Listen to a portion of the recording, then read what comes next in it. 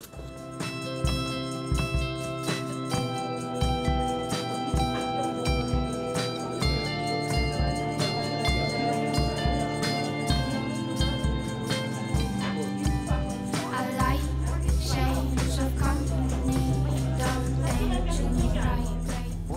Je peux vous aider? Ah oui, la question c'est qu'il y a tellement de choses qu'on ne sait pas quel choisir. Il y a 60 différents parfums, on 60 diferentes sabores. on échange toujours et vraiment les gens ils choisissent ce qui est traditionnel très bien, c'est le caramel, le praliné nougat et en haut vous avez tous les parfums de chocolat noir.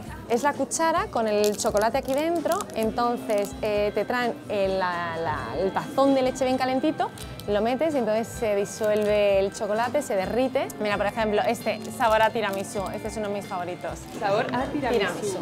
Riquísimo, es una bomba. Abrimos.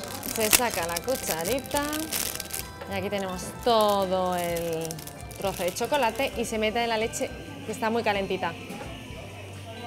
Y ahora hay que dejar simplemente que se derrita Y a disfrutar. y a disfrutarlo, que está buenísimo.